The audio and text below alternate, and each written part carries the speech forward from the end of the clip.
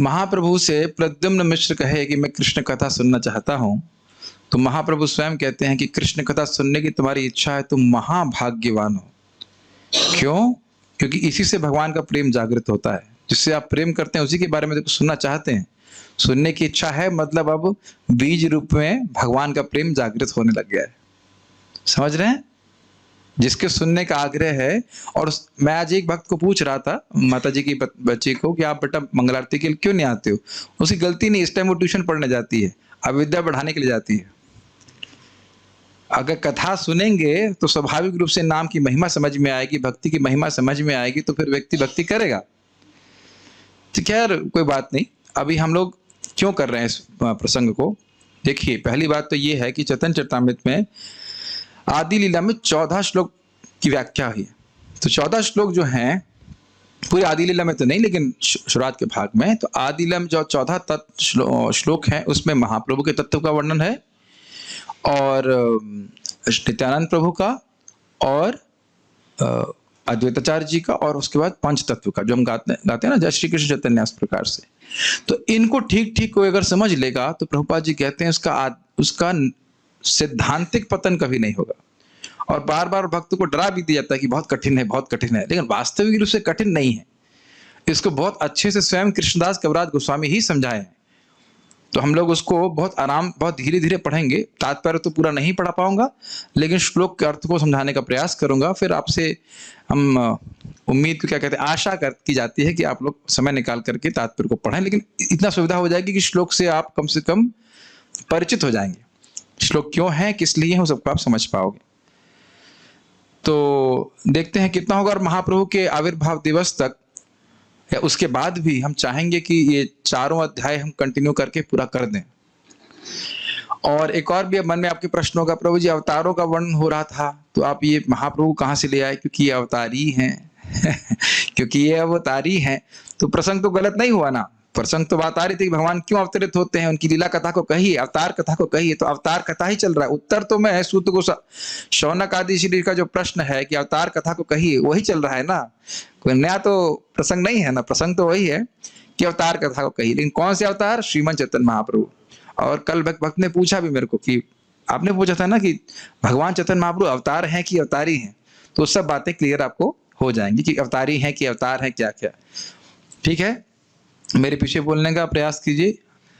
वंदे गुरुन ईश भक्तान, वंदे गुरु ईश भक्तान, ईशम ईशावतारकान, ईशम ईशावतारकान, तत्प्रकाशंश्च तत्शक्तिः, प्रकाशांश्च शक्ति, कृष्ण चैतन्य संज्ञकम, कृष्ण चैतन्य संज्ञकम। एक और कठिनाई होती है, भक्त लोग अनुभव करते हैं कि भाई इन चैतन्य चरितामृत के श्लोकों को बोला कैसे जाए। तो वो भी आप लोगों के सामने थोड़ा सा हम मदद करेंगे कि आप लोगों को सीखने को मिल जाए। मुझे कई सालों के बाद समझ में आया कि इनके श्लोकों को बोलते कैसे हैं। अलग अलग मीटर में गाए जाते हैं, तो हम प्रयास करेंगे कि आप लोग सीख पाए। वंदे गुरुन ईश भक्तान, वंदे गुरुन ईश भक्तान, ईशम ईशावतारकान, ईशम ईशावतारकान, तत्प्रकाशंश्च तत्शक्तिः, प्रकाशश्च तत्शक्ति, कृष्ण चैतन्य संज्ञकम, कृष्ण चैतन्य संज्ञकम। वंदे गुरुन ईश भक्तान, वंदे गुरुन ईश भक्तान, ईशम ईशावतारकान, ईशम ईशावतारकान, तत्प्रकाशंश्च तत्शक्तिः, प्रकाशांत शक्ति, कृष्ण चैतन्य संज्ञकम, कृष्ण चैतन्य संज्ञकम। तो अब यहाँ पे केवल आज जो अभी हम चलेंगे, चर्चा करेंगे, केवल शब्दार्थ और उसके अनुवाद को हम समझने का प्रयास करेंगे। इसकी व्याख्या आगे जो कृष्णदास कविराज गोस्वामी करेंगे और उसको भी हम पढ़ेंगे। अभी जो 1-2 दिन होगा उसमें 14 श्लोकों को हम से परिचित होने का प्रयास करेंगे। ये परिचय क्या है? ये है मंगलाचरण। श्लोक क्रमांक 1 जो आपके सामने है और श्लोक क्रमांक 2 ये मंगलाचरण है। लेकिन ये सामान्य मंगलाचरण है जिसमें गुरु, वैष्णवों और भगवान का स्मरण कर रहे हैं सामान्य रूप से, और उनकी वंदना कर रहे हैं। वंदे समझ रहे हैं, वंदना कर रहे हैं गुरु को, ईश को, भक्तों को, समान रूप से सभी को कर रहे हैं, ताकि उनका आशीर्वाद उनके ऊपर हो और जो भक्ति की बाधा है वो नष्ट हो। समझ में आ रहा है कि पहला श्लोक किस लिए है? मंगलाचरण कर रहे हैं ताकि जो विघ्न बाधाएं हैं वो नष्ट हों। और ये सामान्य मंगलाचरण है जिसमें गुरु, वैष्णव और भगवान को प्रणाम कर रहे हैं। दूसरे मंगलाचरण में भी क्या करेंगे वो हम अभी देखेंगे, अभी आगे मत बढ़िए, इसी को दिखाऊंगा।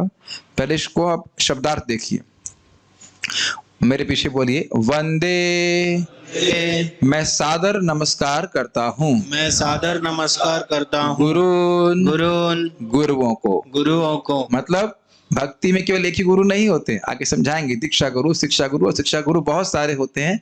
तो सभी शिक्षा गुरुओं को वह प्रणाम कर रहे हैं। गिनते जाइए किनको किनको प्रणाम कर रहे हैं। गुरुन मतलब एक गुरु, एक ग्रुप में सभी गुरुओं को। जो आपको तिलक लगाना सिखाया, जो धोती बांधना सिखाया, वह भी गुरु है कि नहीं? जो प्रवचन कर रहा है वह तो गुरु है ही, जो दीक्षा देता है वह गुरु है ही। लेकिन अगर हम बाएं हाथ से खाना खा रहे हैं तो दाएं हाथ से खाना चाहिए, वो बताया नहीं दाएं हाथ से खाओ, तो वह भी गुरु है। तो सभी गुरुओं को वह प्रणाम कर रहे हैं। ईश भक्तान, ईश भक्तान, भगवान के भक्तों को। भगवान के भक्तों को। दूसरा पॉइंट हो गया भगवान के भक्तों को। ईशम, ईशम, परमेश्वर को। परमेश्वर ये को। ईशम कौन है? कृष्ण चैतन्य संज्ञकम, जिनकी संज्ञा, जिनका नाम श्री कृष्ण चैतन्य है। ये ईशम शब्द भगवान कृष्ण को या चैतन्य महाप्रभु को इंगित कर रहा है। ईश अवतार का, ईश अवतार का, भगवान के अवतारों को। भगवान के अवतारों को। तत्, भगवान की। भगवान प्रकाशान, प्रकाशान, प्राकट्यों को। प्राकट्यों को। च, तथा। तथा। तत्, भगवान की। भगवान की। शक्ति ही, शक्तियों को। शक्तियों को। कृष्ण चैतन्य, कृष्ण चैतन्य, श्री कृष्ण चैतन्य, श्री कृष्ण चैतन्य, संज्ञकम, संज्ञकम, नामक। नामक। अनुवाद: मैं समस्त गुरुओं, भगवत भक्तों, भगवान के अवतारों, उनके पूर्ण अंशों, उनकी शक्तियों तथा स्वयं आदि भगवान श्री कृष्ण चैतन्य को सादर नमस्कार कर रहा हूँ। कितने लोग कर रहे हैं? गुरुओं को, भक्तों को, भगवान के अवतारों को, उनके पूर्ण अंशों को, उनकी शक्तियों को तथा स्वयं आदि भगवान श्री चैतन्य को, श्री कृष्ण चैतन्य को सादर नमस्कार कर रहा हूँ। 6 लोगों को नमस्कार कर रहे हैं। स्पष्ट समझ में आया? फिर संस्कृत देखिए। वंदे मतलब मैं नमस्कार कर रहा हूँ। श्लोक सामने रखिएगा, नहीं तो समझ में बिल्कुल नहीं आएगा। अब माइक को छोड़ दीजिए। गुरुन मतलब गुरुओं को, ठीक। ईश मतलब श्रीमन चैतन्य महाप्रभु को। जब अनुवाद में प्रभुपाद लिख रहे हैं तो ईश को अनुवाद सीधे श्री कृष्ण चैतन्य महाप्रभु के रूप में कर रहे हैं, नहीं तो आपके मन में भ्रम आ जाएगा। 7 लोग हैं, ईश अलग और श्री कृष्ण चैतन्य महाप्रभु अलग। ग्रहण कर रहे हैं। भगवान कौन है? परम भगवान कौन है? भगवान कृष्ण। तो वही श्री कृष्ण चैतन्य महाप्रभु के रूप में है। तो अवतारी है भगवान चैतन्य महाप्रभु, वह अवतार नहीं है, ठीक है। ईश शब्द किसको इंगित कर रहा है? श्रीमन चैतन्य महाप्रभु को। इसीलिए बोले कृष्ण चैतन्य संज्ञकम। संज्ञा, संज्ञावाचक मतलब नाम, नाम रख रहे हैं। वो ईश कौन है जिनके सब हैं? वो ईश हैं श्रीमन चैतन्य महाप्रभु भगवान कृष्ण। समझ में आ रहा है? कठिन तो नहीं लग रहा होगा। उनके भक्तों को, भक्तान भगवान के भक्तों को। उसके बाद ईश भक्तान, ईशम क्या है आप? भक्तान ईशम माने कि ईश के भक्तों को, यानी कि भगवान के भक्तों को मैं नमस्कार कर रहा हूं। तीसरा, ठीक है, ईश अवतारान, अवतारकान, भगवान के अवतारों को जो इस जगत में आते हैं। याद होना चाहिए कि भगवान के बहुत से विस्तार हैं भगवान कृष्ण के, लेकिन जब वो इस जगत से संबंधित होते हैं, जब इसमें अवतरित होते हैं, तभी उनको अवतार कहा जाता है। याद आ रहा है? तो ये अद्वैताचार्य जी को इंगित कर रहा है। हम पढ़ा चुके हैं ना, महाविष्णु के अवतार हैं और वो इस जगत में अवतरित होकर जगत की सृष्टि इत्यादि करते हैं, जगत में रहकर के भक्ति का प्रचार भी करते हैं। तत्प्रकाशस मतलब ये प्रकाश कौन है? भगवान के प्रकाश बलराम जी, वो नित्यानंद प्रभु। उनकी शक्ति अंतरंगा शक्ति श्रीमती राधा रानी, और उन्हीं के प्राकट्य हैं गदाधर पंडित प्रभु। तो 6 लोगों को नमस्कार कर रहे हैं। तो ये सामान्य नमस्कार हो गया कि नहीं? सामान्य समझ रहे हैं, जनरल नमस्कार, इन सभी को नमस्कार कर रहे हैं। ये बहुत महत्वपूर्ण है कि महाप्रभु को जो नमस्कार है वह पूर्ण तभी होता है जब उन 6 तत्वों को हम नमस्कार करते हैं। 6 याद हुए? गुरुन मतलब भक्त, सॉरी गुरुन मतलब हमारे जो गुरु हैं। उसके बाद ईश मतलब भगवान, भक्त, ईश भक्तान मतलब भगवान के भक्त, ईश अवतारकान मतलब भगवान के अवतार, ईश भगवान के प्रकाश यानी बलराम जी, और भगवान की तत्शक्ति, भगवान की शक्ति, इनको प्रणाम करते हैं तो हमारा पूरा प्रणाम पूरा होता है। केवल महाप्रभु को प्रणाम करें और बाकी को नहीं करते हैं तो हमारा प्रणाम पूरा नहीं होता। इसीलिए हम कहते हैं जय श्री कृष्ण चैतन्य। रुको रुको, क्विज करता हूं। जय श्री कृष्ण चैतन्य, श्री कृष्ण चैतन्य इस श्लोक के अनुसार कौन है? क्या नाम से बोलेंगे? ईशम। जय श्री कृष्ण चैतन्य प्रभु नित्यानंद कौन है? तत्प्रकाश। वेरी नाइस, नित्यानंद प्रभु हो गए। Shri Advaita अवतारकन, very good. अद्वैत गदाधर तत्शक्ति, श्रीवास आदि भक्त, और गौर भक्त वृंद तो सब उसमें आ ही गए। सब सारे गौर भक्त वृंद को कर दिए तो हमारे गुरु जी भी तो गौर भक्त वृंद में आएंगे। तो इस प्रकार से आप देख लें, इसीलिए प्रभुपाद जी इसको लिखते हैं कि जब हम पंच तत्व मंत्र बोलते हैं तो हमारा प्रणाम पूर्ण होता है, क्योंकि पांचों तत्वों को हम प्रणाम कर रहे हैं। गुरु और भक्तों को थोड़ा अलग इसलिए देखा जा रहा है क्योंकि सारे भक्त हमारे गुरु नहीं होते। जिनसे हम मिले ही नहीं हैं वो तो हमारे गुरु नहीं है ना, लेकिन उनको भी प्रणाम कर रहे हैं। वैकुंठ के बहुत सारे पार्षद हैं, सारे पार्षदों से आप मिले नहीं हो, लेकिन वैकुंठ के वह पार्षद जो आपको नाम की महिमा बता रहे हैं भागवत में, वो आपके गुरु हैं क्योंकि उनसे हम सुन रहे हैं। लेकिन जिनसे नहीं मिले हैं वो तो हमारे गुरु नहीं है। गुरु नहीं मतलब उससे हमें कुछ प्राप्त नहीं हुआ है, शिक्षा प्राप्त नहीं हुई। तो थोड़ा यहाँ पे हल्का सा भेद दिख रहा है, लेकिन है तो गुरु तो भक्त हैं, तभी तो वो हमारे गुरु बने हैं। ठीक है ना? तो ये स्पष्ट समझ में आ रहा है? ओके। ये देखिए, मैं कोई विशेष एक मिस्टेक कर दी।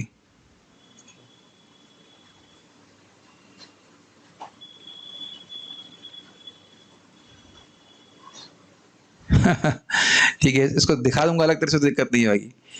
वो मैंने श्लोक बाद में रखा है, अनुवाद पहले रख दिया उसका। बताया क्यों नहीं पहले? कोई बात नहीं, ठीक है, वीडियो में तो ठीक आएगा।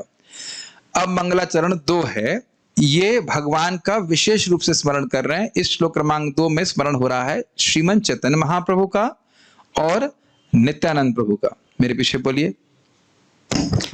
वंदे श्री कृष्ण चैतन्य, श्री कृष्ण चैतन्य नित्यानंदौ सहोदितौ, नित्यानंदो सहोदितो, गौड़ोदये पुष्पवन्तौ, गौड़ोदये पुष्पवन्तौ, चित्रौषधौ तमोनुदौ, चित्रौषधौ तमोनुदौ। वंदे श्री कृष्ण चैतन्य, वंदे श्री कृष्ण चैतन्य नित्यानंदौ सहोदितौ, नित्यानंदो सहोदितो, गौड़ोदये पुष्पवन्तौ, गौड़ोदये पुष्पवन्तौ, चित्रौषधौ तमोनुदौ, चित्रौषधौ तमोनुदौ। वंदे श्री कृष्ण चैतन्य, वंदे श्री कृष्ण चैतन्य नित्यानंदौ सहोदितौ, नित्यानंदो सहोदितो, गौड़ोदये पुष्पवन्तौ, गौड़ोदये पुष्पवन्तौ, चित्रौषधौ तमोनुदौ। चित्रौषधौ तमोनुदौ। गाने में ही कितना अच्छा लग रहा है ना। जो लोग संस्कृत जानते हैं वो आप जानते हो कि दौ दौ आ रहा है मतलब द्विवचन, दौ दौ मतलब द्विवचन, ऐसे कह लीजिए। औ आता है ना, रामः रामौ रामाः, ये होता है ना, रामः रामौ रामाः, ये तो होता है, रामाः होता है ना। तो ये दो लोगों को बोल रहे हैं। वंदे मतलब मैं वंदना कर रहा हूं। किनकी वंदना कर रहे हैं? श्री कृष्ण चैतन्य महाप्रभु की और नित्यानंद प्रभु की, दो लोगों की वंदना कर रहे हैं। सहोदितो मतलब जो उनके साथ उदित हुए हैं। कहाँ उदित हुए हैं? गौड़ उदित, गौड़ देश में उदित हुए हैं। गौड़ मतलब बंगाल में उदित हुए हैं। जैसे कि चंद्रमा उदित होता है, सूर्य उदित होता है। पुष्पवंताओं, पुष्पवंताओं को जरा देखना पड़ेगा मैं क्या बोल रहे हैं। पुष्पवंताओं मतलब सूर्य तथा चंद्र दोनों साथ में। ये अच्छा है। ऐसा हो सकता है क्या? तो इसीलिए कह रहे हैं भाई, ऐसा हो सकता है कि सूर्य और चंद्रमा एक साथ उगे। उगते तो साथ में नहीं है, जब चंद्रमा थोड़ा अस्त होता है तब सूर्य थोड़ा उदित होता है, ऐसा तो देखा गया है। लेकिन दोनों एक साथ उदित हो ऐसा तो नहीं देखा गया है। इसलिए कह रहे हैं चित्रौ। बड़े विचित्र बात है। शंदौ, शंदौ का अर्थ क्या देते हैं? आशीर्वाद। शमदौ का अर्थ आशीर्वाद कैसे होगा? कुछ शम पकड़ में आ रहा है। शमदौ जो भी है, यहाँ पे अनुवाद दिया गया है शमदौ, आशीर्वाद देने के लिए। तमोनुदौ अंधकार को मिटाने के लिए।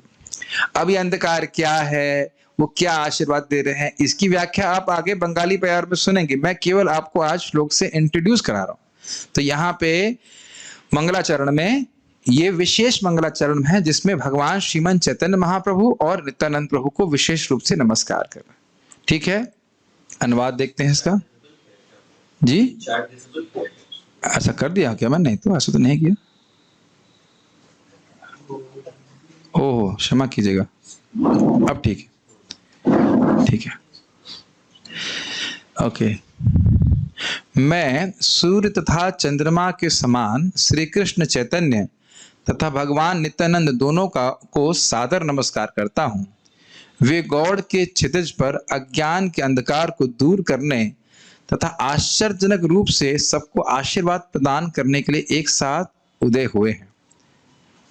तो यह आपको समझ में आया? देखिए व्याख्या है, इसलिए मैं व्याख्या नहीं कर रहा हूं, व्याख्या अभी आगे आएगी। आज आपको खाली इन 14 श्लोकों से प्रयास करेंगे कि आपको इंट्रोड्यूस करा दें बस। फिर व्याख्या तो अपने आप जब एक बार समझ में आ जाएगा तो वहां व्याख्या आपको बड़ी आसानी से समझ में आ जाएगी। आप जानते हैं कि शैली क्या है, संस्कृत श्लोक रखेंगे, उसको बंगाली प्यार से पढ़ाएंगे, उसमें कोई पॉइंट आएगा तो फिर संस्कृत श्लोक कोट करेंगे, फिर उसको बंगाली तरह से पढ़ाएंगे।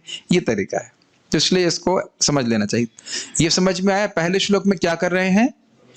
नमस्कार कर रहे हैं। किनको कर रहे हैं? 6 तत्वों को जनरल वे में। दूसरे श्लोक में क्या कर रहे हैं? भगवान चैतन्य महाप्रभु और नित्यानंद प्रभु को विशेष रूप से नमस्कार कर रहे हैं। ठीक। मंगलाचरण में 3 भाग होते हैं। एक होता है नमस्कार, वस्तु निर्देश और आशीर्वाद। याद हुआ? नमस्कार, वस्तु निर्देश और आशीर्वाद। प्रभु जी कैसे मालूम चला? क्योंकि मैं पढ़ के आया हूं इस अध्याय को, आगे बताया है, मैं अपने मन से कुछ नहीं रख रहा। नमस्कार, वस्तु निर्देश और आशीर्वाद। तो नमस्कार हो गया। अब किस वस्तु का वह निरूपण कर रहे हैं, सब्जेक्ट क्या है? अगर आपको याद हो तो भागवत में भी ये बात रखी गई थी, मैं उस परम सत्य का ध्यान कर रहा हूं, और उनका वर्णन हुआ कि वो वस्तु बताई गई, क्या वस्तु क्या आप ध्यान कर रहे हो। उसी प्रकार से समझिए, यहाँ पे नमस्कार हो गया। नमस्कार दिख रहा है क्लियर? एक जनरल और एक स्पेसिफिक। अब वस्तु निर्देश कर रहे हैं कि किस वस्तु का आप इस मंगलाचरण में वर्णन कर रहे हो। वस्तु निर्देश कर रहे हैं श्लोक क्रमांक 3 में, अर्थात वे परम सत्य कौन है जिनका वर्णन किया जा रहा है। ठीक है, तो मेरे विषय अब गाइए। यद्वैतं ब्रह्मोपनिषदि तदप्यस्य तनुभा, यद्वैतं ब्रह्मोपनिषदि तदप्यस्य तनुभा, यद्वैतं ब्रह्मोपनिषदि तदप्यस्य तनुभा, य आत्मान्तरयामि पुरुष इति योऽस्यांशः विभवः, य आत्मान्तरयामि पुरुष इति सोऽस्यांश विभवः, षड्ऐश्वर्ये पूर्णो यः भगवान् स स्वयं अयम्। षडैश्वर्य पूर्णो यहि भगवान् स स्वयं अयम्। न चैतन्यात् कृष्णात् जगति परतत्त्वं परम इह, चैतन्यात् कृष्णात् जगति परतत्त्वं परम प्राणनाथ प्रभु कोई ट्यून याद आ रही है? एकदम है लेकिन कुछ ठीक नहीं आ रहा है। मुझे किताब देंगे जरा? माता जी आप किताब दे सकती हो क्या मेरे को? हाँ किताब दीजिए बस, क्योंकि वो संस्कृत तोड़ देने से मैं नहीं से बोल पा रहा हूँ ठीक से। यद्वैतं ब्रह्मोपनिषदि तदप्यस्य तनुभा, ऐसे नहीं गा रहा था मैं। भगवान याद कराइए, एकदम बढ़िया से ट्यून थी और उसके बाद अभी याद नहीं आ रहा है। यद्वैतं ब्रह्म, नहीं यद्वैतं ब्रह्म, चलिए यही जैसे है अभी कर रखने, जन्मादि नहीं चलेगा इसमें। यद्वैतं ब्रह्मोपनिषदि, हाँ, यद्वैतं ब्रह्मोपनिषदि तदप्यस्य तनुभा, यद्वैतं ब्रह्मोपनिषदि तदप्यस्य तनुभा, यः आत्मान्तर्यामि पुरुष इति सोऽस्यांश विभवः, आत्मान्तर्यामि पुरुष इति सोऽस्यांश विभवः, षड्ऐश्वर्य पूर्ण इह भगवान् स स्वयं अयम्, षडैश्वर्य पूर्णो यहि भगवान् स स्वयं अयम्। Keeping the mic as far as possible. न चैतन्यात् कृष्णात् जगति परतत्त्वं परम इह, चैतन्यात् कृष्णात् जगति परतत्त्वं परम इह, can it be some South Indian tune? याद आ रहा है? यद्वैतम, अरे मुझे याद था। भगवान भगवान आप क्या मेरे को एम्बैरेस करवा रहे हो, मुझे अच्छे से बोल पा रहा था। like this अनर्पितिम चरिम चिराज करुणयावतीर्णः कलौ यद्वैतम ब्रह्मोपनिषदि तदप्यस्य तनुभा। अब आ गया, ठीक है। जय हो गौरांग महाप्रभु की जय। यद्वैतम ब्रह्मोपनिषदि तदप्यस्य तनुभा, द्वैतम ब्रह्मोपनिषदि तदप्यस्य तनुभा, यह आत्मांतरयामि पुरुष इति सोऽस्यांश विभवः, आत्मांतरयामि पुरुष इति सोऽस्यांश विभवः। षड ऐश्वर्य पूर्ण इह भगवान स स्वयं अयम्, षडैश्वर्य पूर्णो यहि भगवान् स स्वयं अयम्, न चैतन्यात् कृष्णात् जगति परतत्त्वं परम् इह, चैतन्यात् कृष्णात् जगति परतत्त्वं परम् इह। यद्वैतं ब्रह्मोपनिषदि तदप्यस्य तनुभा, द्वैतं ब्रह्मोपनिषदि तदप्यस्य तनुभा, यः आत्मान्तरयामि पुरुष इति सोऽस्यांश विभवः, आत्मान्तरयामि पुरुष इति सोऽस्यांश विभवः। षड ऐश्वर्यः पूर्ण इह भगवान् स स्वयं अयम्, षडैश्वर्य पूर्ण हि भगवान् स स्वयं न अयम्, चैतन्यात् कृष्णात् जगति परतत्त्वं परम् इह, न चैतन्यात् कृष्णात् जगति परतत्त्वं परम् इह। ठीक है। यद अद्वैतम ब्रह्म उपनिषदि तद अपि अस्य तनुभा, जिसको अद्वैत ब्रह्म उपनिषद में कहा जाता है। उपनिषद व्याख्या करता है निराकार भगवान के स्वरूप की। तो यद अद्वैतम ब्रह्मोपनिषदि, क्या आप शब्दार्थ सुनना चाहते हैं या सीधे मैं ऐसे समझाऊं? समझ में आ रहा है? यद अद्वैतम ब्रह्मोपनिषदि, ये लाइन समझ में आ रही है? जिसको उपनिषद में अद्वैत ब्रह्म के रूप में कहा जाता है, तद अपि अस्य तनुभा, वह भी इनके तनु की भा मतलब की कांति है। तनु मतलब समझते हैं शरीर, और अस्य मतलब इन भगवान की, इन चैतन्य महाप्रभु की या भगवान कृष्ण की। तद अपि अस्य तनुभा, पहली लाइन का समझ में आ रहा है? जिसको अद्वैत ब्रह्म के रूप में उपनिषद में वर्णन किया गया है, वह भी इन भगवान की तनु की कांति है। तन मतलब शरीर की कांति है। नहीं समझ में आ रहा है? तो बहुत इजी है। अच्छा, मुझे लगा नरहरि प्रभु कुछ बोल क्यों नहीं रहे हैं। ठीक है, I understand. At least you can say yes you can smile at least. ठीक है। मुझे लगा आप ऐसे देख रहे हैं, कुछ समझ में नहीं आ रहा है। आप महाप्रभु की तरह सुन रहे हैं। 7 दिन होगा, और 7 दिन के बाद जब प्रभु जी ठीक हो जाएंगे कहेंगे प्रभु जी श्लोक तो समझ में आ रहा था, लेकिन आपकी व्याख्या बादल की तरह थी। Quite interesting, no? Even we have some difficulty, we can remember Srimad Chaitanya Mahaprabhu. ये पहली लाइन समझ में आई? क्या समझ में आ रहा है? दो माइक इसको करना में, तो खाली बस खाना बनाते रहेगा। बताओ क्या समझ में आया? यद द्वैतम ब्रह्मोपनिषदि तद अपि अस्य तनुभा। संस्कृत सिखा के ही मानूंगा मैं। यस, ऑन करिए। अद्वैत तत्व को ब्रह्म। Okay, pass on to the next devotee. Yes, चिरपेंडी। नहीं समझ में आ रहा तो पर बोलो नहीं समझ में आ रहा। क्या समझ में नहीं आ रहा? ये भी समझ में नहीं आ रहा कि कुछ समझ में नहीं आ रहा है? यद अद्वैतम, यू अंडरस्टैंड व्हाट इज ब्रह्मन? ब्रह्म क्या होता है? आपको पता है करना में ब्रह्म क्या होता है? ब्रह्मेति परमात्मेति भगवान इति शब्दते में ब्रह्म क्या होता है? भगवान श्री कृष्ण के शरीर से निकलने वाली दिव्य कांति को ब्रह्म कहते हैं। The effulgence which comes out from Krishna's body is called Brahman.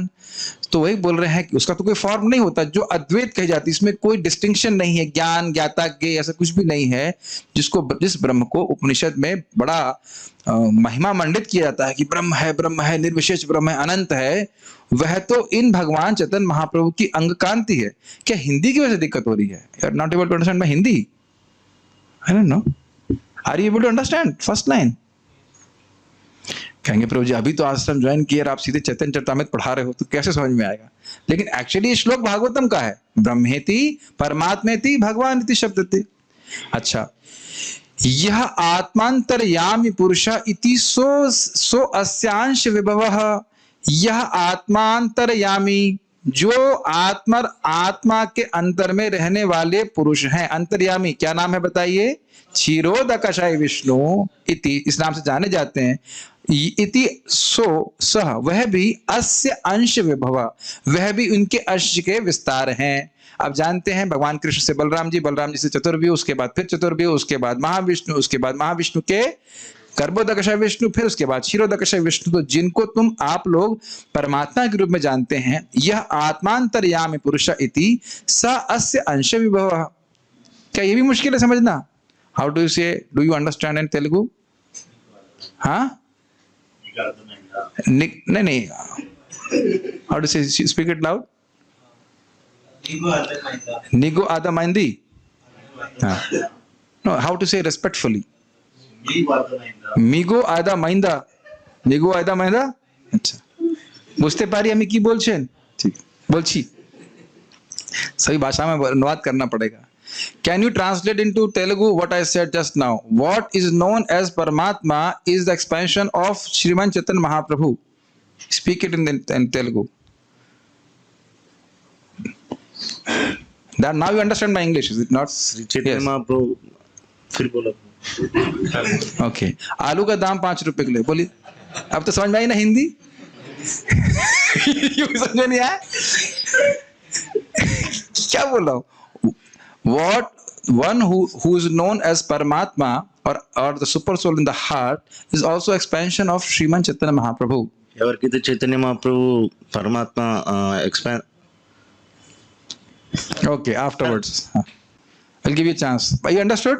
ये बोल रहे हैं कि जिसको आप अंतर्यामी परमात्मा के रूप में जानते हो, वह भी श्रीमन चैतन्य महाप्रभु के विस्तार ही हैं। ठीक?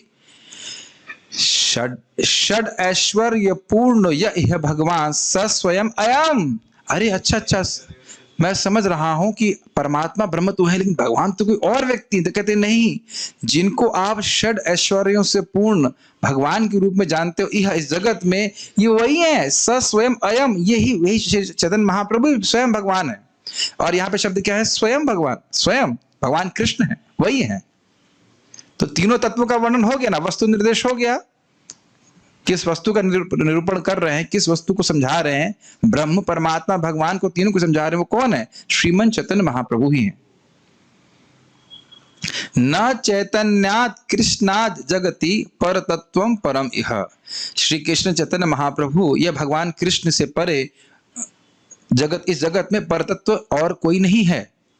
न चैतन्यात् कृष्णात् जगति परतत्वं परम इह। इस जगत में भगवान चैतन्य महाप्रभु या भगवान कृष्ण वही व्यक्ति हैं, उनसे परे कोई तत्व नहीं है। तो श्रीमन चैतन्य महाप्रभु अवतारी हैं, अवतार नहीं है। सारे अवतार उनसे ही आते हैं। थोड़ी बहुत भी संस्कृत पढ़े होंगे तो फिर जरूर आप समझ पाएंगे। कोई कठिनाई? तो इस अध्याय में, इस श्लोक में हम क्या सीख रहे हैं? वस्तु निर्देश। मंगलाचरण के 3 भाग किसी को याद हुए?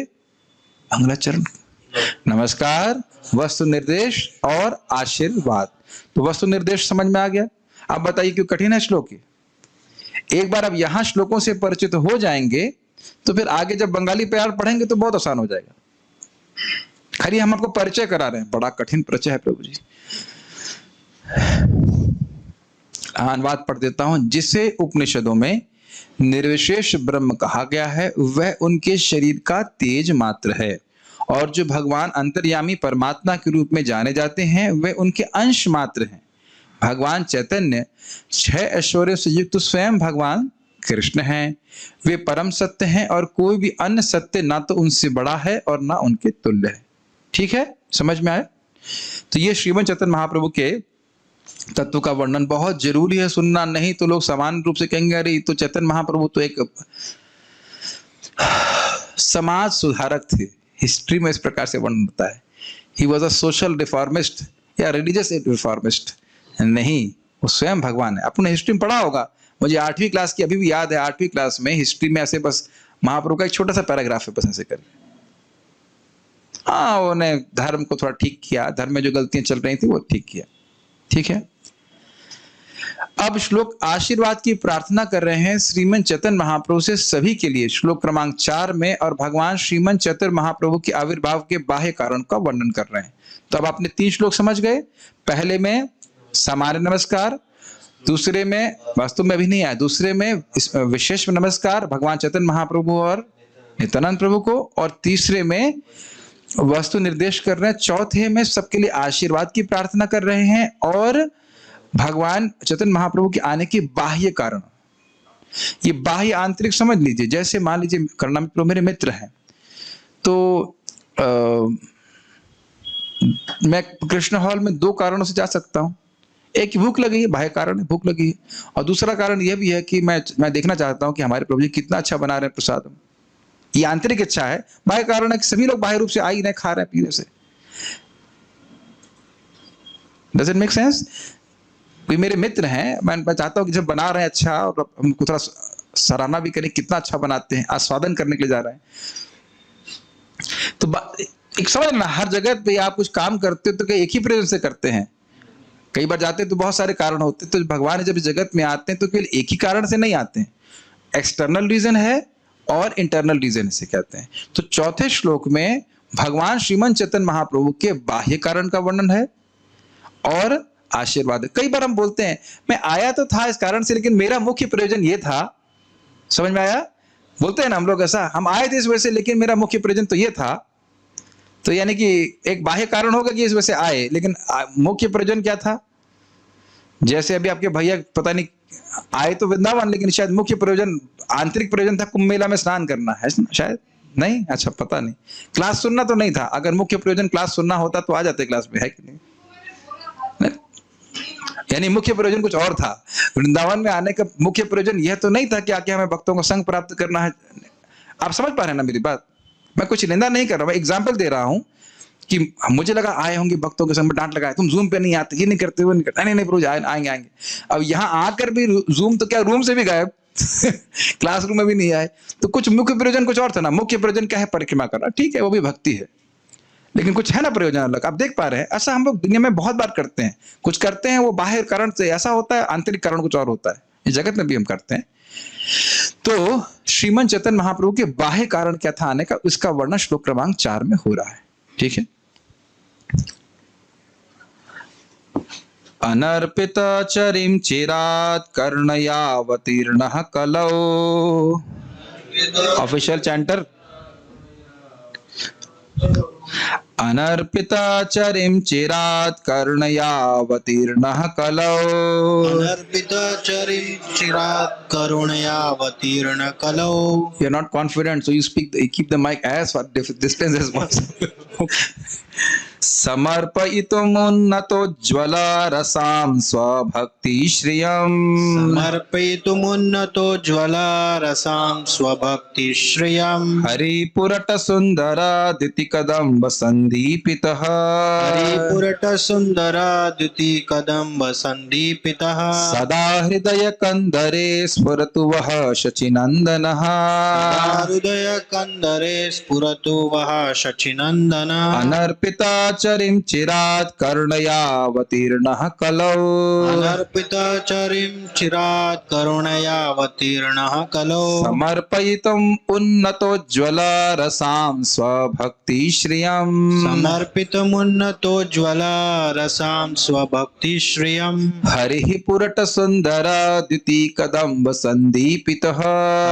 पुरट सुन्दरादितिकदम्ब सन्दीपितः। सदा हृदय कंदरे स्फुरतु वः शचिनन्दनः। सदा हृदय कंदरे स्फुरतु वः शचिनन्दनः। थोड़ा हम आवृत्ति करेंगे ताकि थोड़ा जीप पे चढ़े। हाँ। अनर्पिताचरिं चिरात् कर्णयावतीर्णः कलौ। अनर्पिताचरिं चिरात् करुणयावतीर्णः कलौ। समर्पयितुम् उन्नतोज्ज्वला रसां स्वभक्ति श्रियम्। समर्पयितुम् उन्नतोज्ज्वला रसां स्वभक्ति श्रियम्। रूम पे भी भक्त लोग बोलते हुए नहीं दिख रहे हैं। म्यूट तो हैं ही, लेकिन लिप्स मूवमेंट भी नहीं हो रहा है। इतना कठिन बोल रहे हैं, समझ ही नहीं आ रहा। क्या आप लोग को नहीं देख रहा हो? सोच रहे हैं आप ये मेरा बाह्य, ये आंतरिक कारण है प्रवचन करने का, और बाह्य कारण भी है। बाह्य रूप से भक्तों को देख रहा हूँ, आंतरिक रूप से आप लोगों को पढ़ा रहा हूँ। प्रयास कीजिए।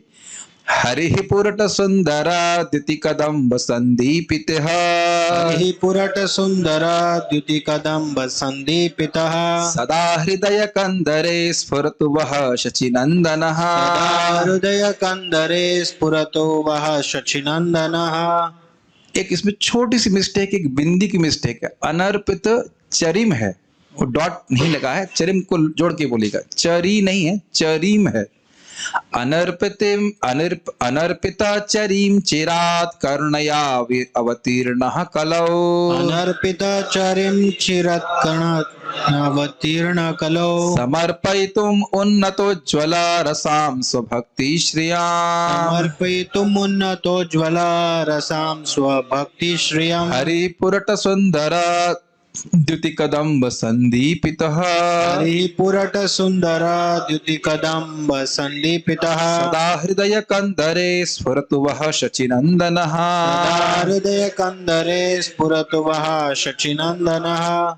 अनर्पिता, अनर्पिता अर्पित ना किया हुआ, अर्पित ना किया हुआ, शरीर चरिम पहले किया हुआ, पहले किया हुआ, चिरात चिरात दीर्घ समय से, दीर्घ समय से, करुणया करुणया अहेतु की कृपा से, अहेतु की कृपा से, अवतीर्ण अवतीर्णः प्रकट हुए, कलौ कलौ कलयुग में, कलियुग में, समर्पयितुम् समर्पितुम् अर्पित करने के लिए, अर्पित करने के लिए, उन्नत उन्नत उन्नत उज्ज्वल रसा उज्ज्वल रसाम माधुर्य रस, माधुर्य रस, स्वभक्ति अपनी भक्ति का, अपनी भक्ति का, श्रियम निधि निधि, हरिः परम भगवान, पुरट स्वर्ण की अपेक्षा,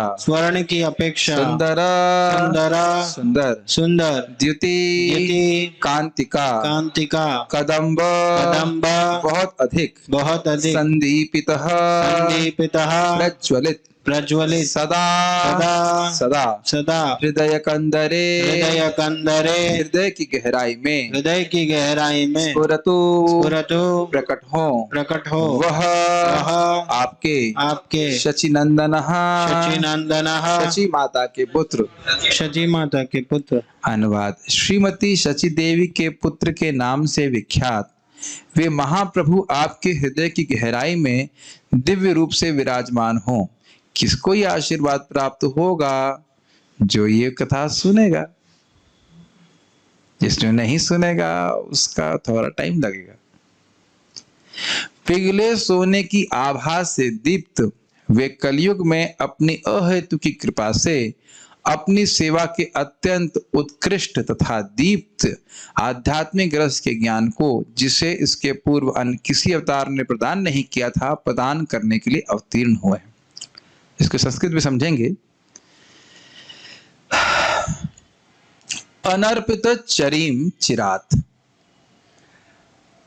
अनर्पित जो अर्पित नहीं किया था, चरीम चिरात बहुत लंबे समय से, यानी कि भगवान के अन्य अवतार तो आते हैं लेकिन एक विशेष, और उद्धार भी करते हैं जीवों का, लेकिन एक विशेष प्रकार की वस्तु नहीं देते हैं जिसको देने के लिए भगवान चैतन्य महाप्रभु आए।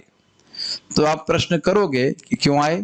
तो कहते हैं करुणया, करुणा के द्वारा आए, अपनी करुणा के कारण वो दे आए, करने के लिए आए। वैसे मेरे को बताए बिना रहा नहीं जा रहा, लेकिन भगवान कृष्ण सोच रहे थे कि सारे लोग मेरी वैधि भक्ति करते हैं और उसके द्वारा वैकुंठ की प्राप्ति करते हैं, लेकिन वैसी भक्ति से मैं बंधन में नहीं आ जाता। तो जो ब्रज का प्रेम है वैसी भक्ति देने के लिए महाप्रभु आए थे। ये करुणा थी। अब करुणा करी है, करुणा करने के लिए क्या किया? अवतीर्ण हुए। तो ये बात कॉमन है, अनवतार भी आते हैं तो भगवान भी अवतीर्ण हुए, अवतरित हुए। कब हुए? कलयुग में। अब ये भगवान की विशेष कृपा है। अगर सतयुग में आते तो भी मानते कि बड़ी विशेष बात बोल रहे हो। भाई सतयुग में भी कहां मिल रहा है गोपियों का प्रेम? ठीक है। और किसको देने के लिए आए हैं? कलयुग के कलयुगाइट्स, बोनाफाइड कलयुगाइट्स। ठीक। अनर्पित पहली लाइन में, और बाद में क्या कह रहे हैं? समर्पित। अनर्पिता मतलब अर्पित नहीं किया, और समर्पितम मतलब बहुत अच्छे से देने के लिए आए। ग्रहण कर रहे हैं दोनों बातों को? मुझे पता है कठिन हो रहा है थोड़ा सा।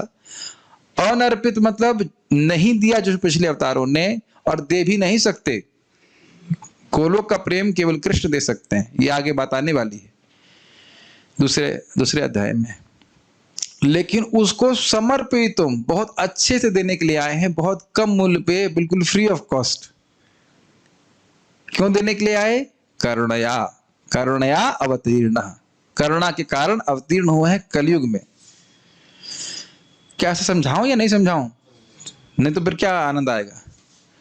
तो भाई ऐसी क्या विशेष वस्तु है जो देना चाहते हैं? तो कह रहे हैं उन्नत उज्जवल रसाम। ये उन्नत उज्जवल रस जो है विशेष करके गोपियों के प्रेम का वर्णन करता है, जो भगवान कृष्ण के प्रति उनका गोलोक में है। वैसे श्रीमंत चैतन्य महाप्रभु गोलोक के दास्य, साख्य, वात्सल्य और माधुर्य चारों भावों को दिए हैं, लेकिन विशेष रूप से उन्नत उज्जवल रस जो गोपियों का शुद्ध प्रेम है भगवान कृष्ण के प्रति, उसको देने के लिए आए। क्या ये समझ में आ रहा है? बाह्य कारण क्या है श्रीमंत चैतन्य महाप्रभु के अवतरण होने का? गोपियों का जो विशेष प्रेम है गोलोक का, गोलोक का प्रेम देने के लिए भगवान इस जगत में कलयुग में आए। गोलोक का प्रेम देने की शक्ति, सामर्थ्य किसी अन्य विष्णु अवतार में नहीं है। अच्छा, वो रस तो है, लेकिन किसके संबंध में वो रस अनुभव होता है? तो कहते हैं स्वभक्ति श्रियम, अपने ही भक्ति देने के लिए आए। भगवान कृष्ण अपने ही भक्ति देने के लिए आए, अपने ही प्रति। तो भगवान कृष्ण ही तो इन चार रसों में आदान प्रदान करते हैं ना। भगवान विष्णु तो माधुर्य भाव में प्राय नहीं करते, केवल लक्ष्मण जी के संग उनका माधुर्य भाव है। बाकी गोपियों का प्रेम तो विष्णु भगवान से नहीं होता इस प्रकार से। भगवान विष्णु के कंधे पे तो नहीं चढ़ते हैं ना भक्त। समझ रहे ना इस बात को? ये सब ऊपर से जा रहा है ये सबने। इतनी बात तो आपने अगर गीता थोड़ी सी पढ़ी है, प्रवचन सुने, तो समझ में आता है कि चार प्रकार के रस होते हैं। अभी समझ में आ रहा है पीएचडी क्यों है ये?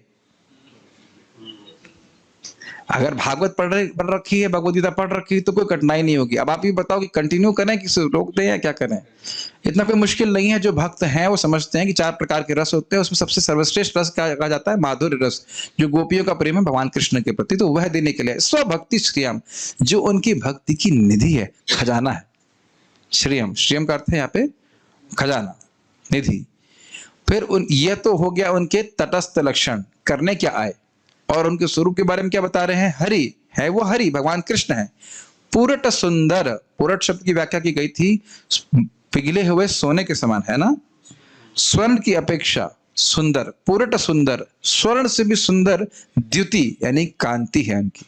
और कदम्ब मतलब बहुत अधिक, और संदीप्तः मतलब देदीप्यमान है, बहुत प्रकाशमान है।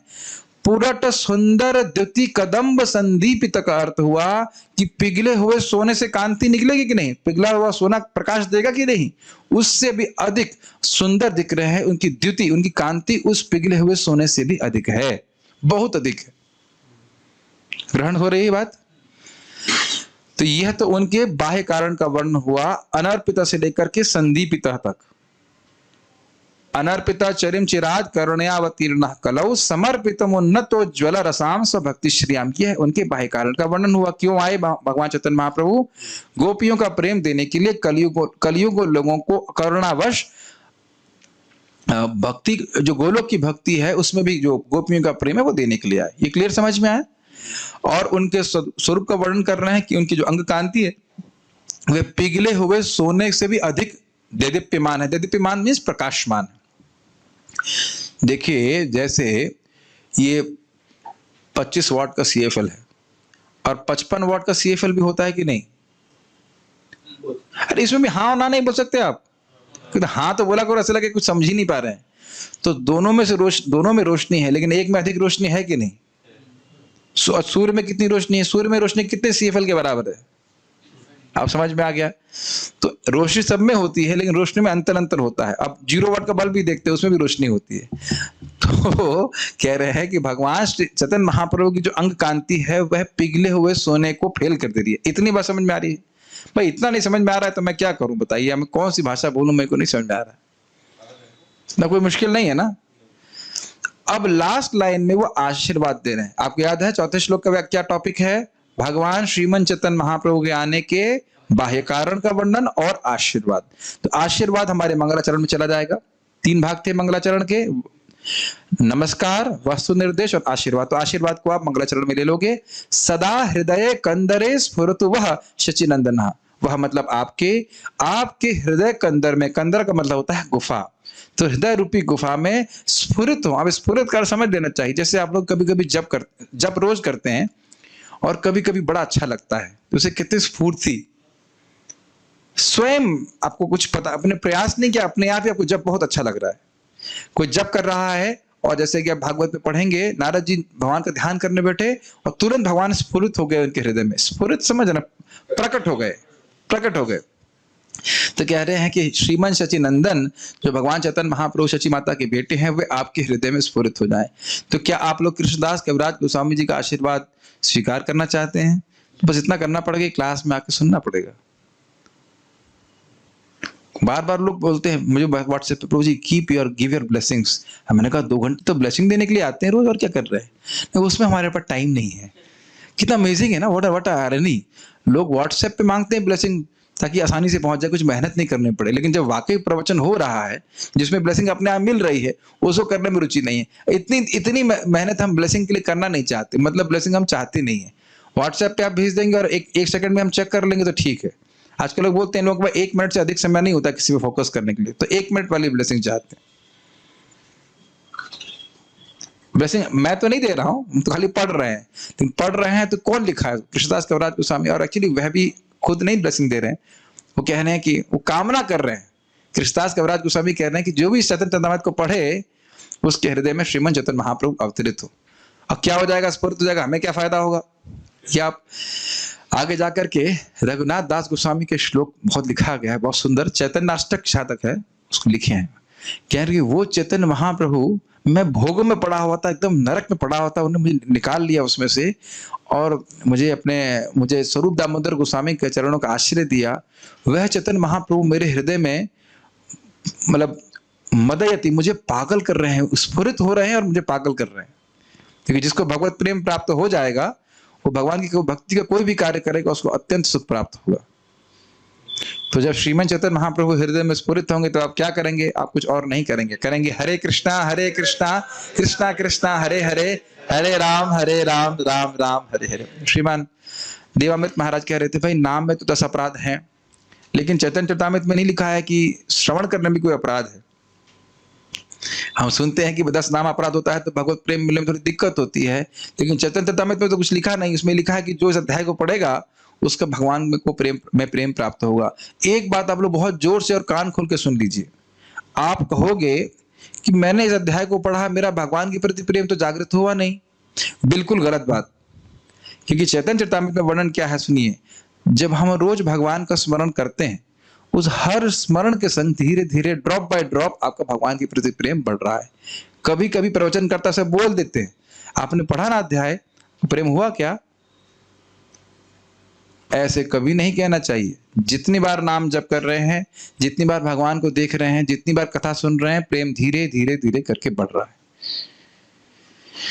ये बात हमेशा पकड़िएगा। तो इसीलिए बार बार इनको पढ़ना है, बार बार रिपीट करना है, ताकि हमारा भगवान के प्रति प्रेम बढ़ता जाए। और प्रेम की कोई लिमिट नहीं, इसलिए पढ़ना बंद नहीं कीजिएगा। ठीक है, तो चौथा श्लोक समझ में आ गया। चौथा श्लोक का विषय बता सकते तो मैं बड़ा प्रसन्न हो जाऊंगा। चौथा श्लोक का विषय क्या होगा? भगवान चैतन्य महाप्रभु के आने के बाह्य कारण का वर्णन और आशीर्वाद। आशीर्वाद चला जाएगा मंगलाचरण में और ये बाह्य कारण हम पकड़ लेंगे। ठीक है। एक भक्त बोल रहे थे, माता जी बोल रही थी, सुबह भी क्लास कीजिए और शाम को भी क्लास कीजिए प्रभु जी, क्योंकि इससे हम अधिक लीला सुन पाएंगे। मैंने उत्तर दिया, माता जी मैं लीला नहीं सुनाऊंगा, क्योंकि वे लीला सुनना चाहते हैं और तत्व को हम नहीं सुनना चाहते हैं। लेकिन जब तत्व सुनेंगे तब लीला ठीक प्रकार से हमको समझ में आएगी, नहीं तो लीला गड़बड़ हो जाएगी, समझ में नहीं आएगी। भगवान श्रीमान चैतन्य महाप्रभु के आविर्भाव के अंतरंग कारण को इस 5वें श्लोक में कह रहे हैं और 6ठे श्लोक से भी कह रहे हैं। आपको याद है ना कि ठीक है, उल्टा घुमाई तो आसानी रहेगी पढ़ने में। उल्टा घुमा लीजिए इसको। हाँ, तो 6 श्लोकों में श्रीमन चैतन्य महाप्रभु का वर्णन दिख रहा है आपको कि नहीं दिख रहा है? कि अभी भी नहीं दिखाई पड़ रहा है? अरे मैं आपको हमेशा देखता हूँ, मुझे लगता है आप कुछ हाँ बोलेंगे, क्षमा कीजिएगा। ठीक है, सब गुड गुड गुड। तो 6 श्लोक में दिख रहा है, फिर से रिवाइज कीजिए। पहले श्लोक में नमस्कार, उसमें भगवान चैतन्य महाप्रभु को नमस्कार किया गया था और उनके तत्वों को नमस्कार किया। दूसरे में चैतन्य महाप्रभु नित्यानंद प्रभु को। तीसरे में उनके तत्व का निरूपण किया गया। चौथे में उनके बाह्य कारण का और उनसे आशीर्वाद मांग रहे हैं। देखिए, जब बार बार बोलूंगा तब जाके थोड़ा मन में घुसेगा, तो इसलिए आप उद्विग्न मत हो जाएगा कि बार बार क्यों बोल रहे हैं। और आप लोगों से निवेदन है कि जब हम ये पढ़ रहे हैं तो कम से कम ट्रांसलेशन तो पढ़ लीजिए। नहीं, हम लोग कालू मालू की तरह प्रभु जी, हम सीखने वाले नहीं है, हम सीखने वाले नहीं है, हम नहीं पढ़ने वाले। अब तो पीडीएफ भी भेज दी गई है, पैसे नहीं तो स्मार्टफोन तो सबके पास रहता है, उसको पढ़ सकते हैं।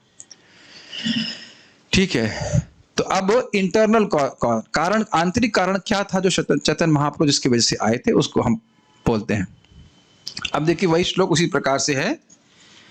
Radha Krishna Pranay विकृतिर्ह्लादिनी शक्तिरस्मान्। Radha Krishna Too much Pranath Prabhu, can you help and speak in the mic? नहीं? राधा कृष्ण प्रणय विकृतिर्ह्लादिनी शक्तिरस्मात्। राधा कृष्ण प्रणय विकृतिर्ह्लादिनी शक्तिरस्मात्। एकात्मानव अपि भुवि पुरा देह भेदं गतौ तौ। एकात्मानावपि भुवि पुरा देह भेदं गतौ तौ। चैतन्याख्यं प्रकटमधुना तद्द्वयं चैक्यमाप्तम्। चैतन्याख्यं प्रकटमधुना तद्द्वयं चैक्यमाप्तम्। राधा भावद्युति सुवलितं नौमि कृष्ण स्वरूपम्। राधा भावद्युति सुवलितं नौमि कृष्ण स्वरूपम्। अरे, अभी भी डिवोटीज हैं ज़ूम पे? मुझे लगा था इतना डोज होने के बाद तो भाग ही गए होंगे। वैसे समझ में आ रहा होगा, इतना कठिन तो नहीं है। राधा कृष्ण प्रणय विकृतिर्ह्लादिनी शक्तिरस्मात्। राधा कृष्ण प्रणय विकृतिर्ह्लादिनी शक्तिरस्मात्। एकात्मानाव अपि भुवि पुरा देह भेदं गतौ तौ। एकात्मानावपि भुवि पुरा देह भेदं गतौ तौ। चैतन्याख्यं प्रकटमधुना तद्द्वयं चैक्यमाप्तम्। चैतन्याख्यं प्रकटमधुना तद्द्वयं चैक्यमाप्तम्। राधा भावद्युति सुवलितं नौमि कृष्ण स्वरूप। राधा भावद्युति सुवलितं नौमि कृष्ण स्वरूपम्। राधा कृष्ण प्रणय विकृतिर्ह्लादिनी शक्तिरस्मात्। राधा कृष्ण प्रणय विकृतिर्ह्लादिनी शक्तिरस्मात्। एकात्मानाव अपि भुवि पुरा देह भेदं गतौ तौ। एकात्मानावपि भुवि पुरा देह भेदं गतौ तौ। चैतन्याख्यं प्रकटमधुना तद्द्वयं चैक्यमाप्तम्। चैतन्याख्यं प्रकटमधुना तद्द्वयं चैक्यमाप्तम्। राधा भावद्युति सुवलितं नौमि कृष्ण स्वरूपम्। राधा भावद्युति सुवलितं नौमि कृष्ण स्वरूपम्। राधा राधा श्रीमती राधा रानी, श्रीमती राधा रानी, कृष्णा कृष्ण भगवान कृष्ण के, भगवान कृष्ण के प्रणय प्रेम का विकृति परिवर्तन या रूपांतर ह्लादिनी शक्ति अस्मात् इससे एकात्मानो दोनों एक ही रूप में अपि यद्यपि भुवि पृथ्वी पर पुरा अनादिकाल से देह भेदम पृथक रूप गतौ प्राप्त किए तौ इन दोनों में चैतन्याख्यम चैतन्य नाम से विख्यात प्रकट प्रकट प्रकट अधुना अधुना संप्रति संप्रति तद्वयम वे दोनों च तथा तथा ऐक्यम ऐक्य आप्तम प्राप्त किए राधा श्रीमती राधा रानी का श्रीमती राधा रानी का भाव द्युति कांति सुवलितम जो सुसज्जित है नवमी मैं नमस्कार करता हूँ कृष्ण स्वरूपम उन्हें जिनका रूप कृष्ण जैसा है अनुवाद। श्री राधा तथा कृष्ण की माधुर्य लीलाएं भगवान की अंतरंगा ह्लादिनी शक्ति की दिव्य अभिव्यक्तियां हैं। यद्यपि राधा तथा कृष्ण अभिन्न है, किंतु उन्होंने अपने आप को अनादिकाल से पृथक कर रखा है।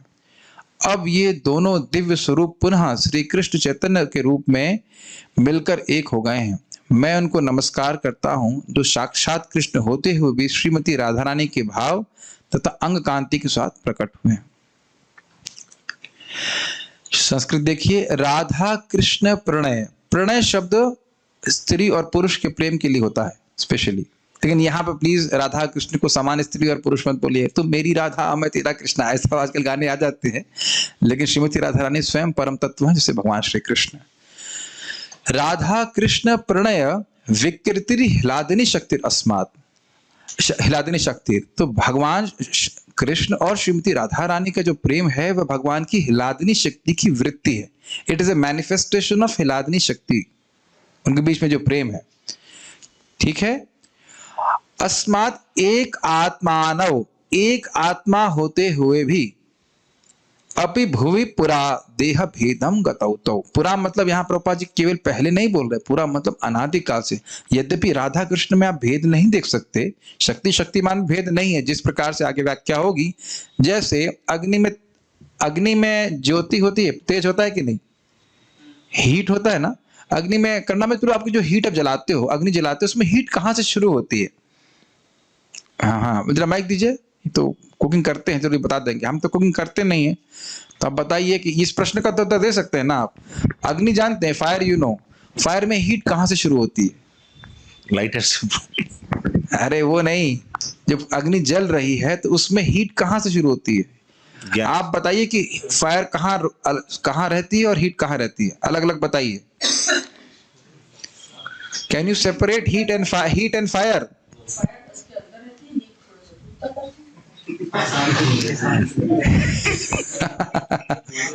गलत नहीं कह रहे हैं कि हीट थोड़ा दूर तक आती है, लेकिन क्या आप बता सकते हैं एग्जैक्टली कहां से हीट शुरू होती है अग्नि में?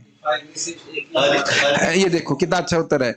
अग्नि में हीट कहां से शुरू होती है? फायर से। धन्य हो। फायर और हीट को कभी अलग कर सकते हो भैया? लेकिन ये बताइए कि फायर और हीट एक ही वस्तु है?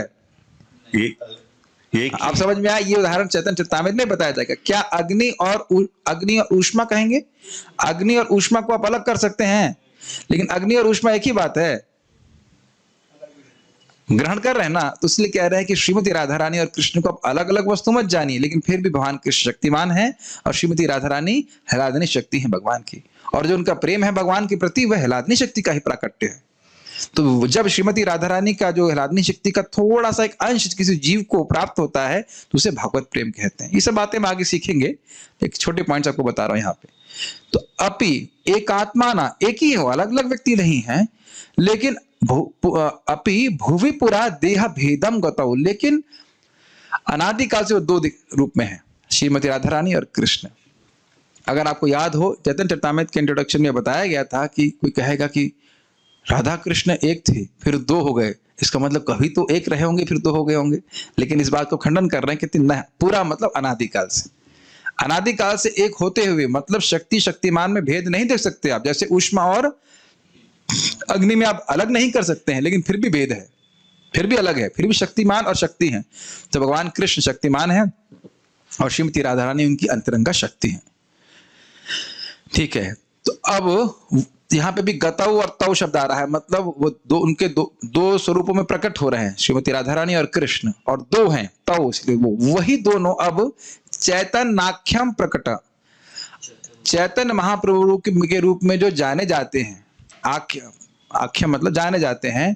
प्रकटम अधुना, अधुना मतलब अभी प्रकट हुए हैं। तद्द्वयम चैक्यम आप्तम, तद्द्वयम वो दोनों, च ऐक्यम एकता को प्राप्त हुए हैं। बहुत कठिन संस्कृत हो रही है। वो दोनों, तद्द्वयम वो दोनों, च ऐक्यम आप्तम एकता को प्राप्त हुए। एकता मतलब श्रीमन चेतन महाप्रभु के रूप में राधा कृष्ण का अवतार हुआ, ये कहना चाहते हैं। दो है राधा कृष्ण, राधा श्री राधा रानी और भगवान कृष्ण, और वह दोनों श्रीमन चेतन महाप्रभु के रूप में आए हैं। अब किस प्रकार से आ रहे हैं? कह रहे हैं राधा भाव द्युति सुवलितम, श्रीमती राधा रानी के भाव को कि वह कृष्ण की प्रेयसी हैं, कृष्ण की दासी हैं, इस भाव को, और उनकी द्युति, श्रीमती राधा रानी का कलर कैसा है, कांति कैसी, अंग कांति कैसी है? तप्त कांचन गौरांगी राधे वृंदावनेश्वरी वृषभानुसुते देवी प्रणमामि हरि प्रिय।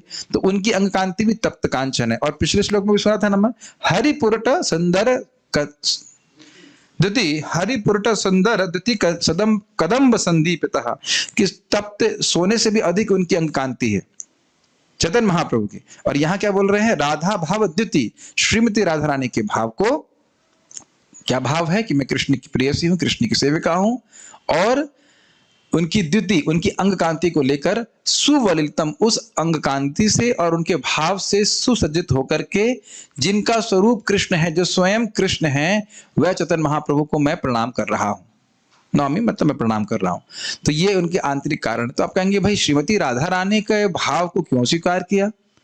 क्योंकि जब तक व्यक्ति का भक्त का भाव नहीं है, वह भगवान की माधुरता का अनुभव नहीं कर सकता है। तो इसलिए भक्त के भाव को ग्रहण करके भगवान अपने माधुर्य का अनुभव करने के लिए आए थे। इसी को अगले श्लोक में कह रहे हैं। कुछ कहना चाहते हैं? कदम शब्द का अर्थ है बहुत अधिक। सामान्यतः हम कदम शब्द का अर्थ लेंगे कदम फ्लावर, मैं भी यही सोच रहा था, लेकिन यहाँ पे अनुवाद दिया है कदम का अर्थ बहुत अधिक। अब इसको आप नेट पे सर्च कर सकते हैं संस्कृत डिक्शनरी में, क्योंकि एक ही संस्कृत शब्द के बहुत सारे अर्थ होते हैं। तो यहाँ पे प्रभुपाद जी कदम को बहुत अधिक बता रहे हैं। हाँ, माइक पे बताइए, अगर कुछ कहना माइक पे बताइए, उन्हें सब लोग सुन पाएंगे ना। यस, माइक पे बताइए। चैतन्य महाप्रभु के बारे में फिर से बोलिए। चैतन्य महाप्रभु के स्वरूप के बारे में कह रहे थे कि कदम्ब का जो फूल होता है उसमें वो जो सफेद सफेद उसके पर बाहर आते हैं। तो इसी तरह चैतन्य महाप्रभु का जो स्वरूप है वो हमेशा रोमांच उनके जो संपूर्ण शरीर पर खड़े होते हैं। लेकिन यहाँ पे बोला वो बात है कि आपका मतलब कह रहे हैं कि जो इनके हमेशा रोमांचित रहते हैं कृष्ण, वो भी हम कह सकते हैं, लेकिन गलत तो नहीं लग रहा है। लेकिन यहाँ पे तो कदम प्रभुपाद जी इसी प्रकार से कह रहे हैं। ओके, संस्कृत में क्यों कह रहे हैं? किसी कमेंट्री में शायद उन्होंने पढ़ा होगा। हाँ, हो सकता है वाला खाओ। अभी तो हम जैसे प्रभुपाद जी करें वैसे ग्रहण कर लेते हैं। ठीक है, ओके, आगे पढ़ते हैं। देखिए, वह तो हम लोग आगे जाकर के अभी जब अध्याय को पढ़ेंगे तो और डिटेल में समझ लेंगे, तो स्वयं ही एक एक शब्द की व्याख्या कृष्णदास कविराज गोस्वामी करेंगे। हम तो केवल भी श्लोकों से परिचित हो रहे हैं, आंतरिक कारण सुन रहे हैं, है ना। ओके, उम्मीद है कि बहुत कठिन नहीं लग रहा होगा।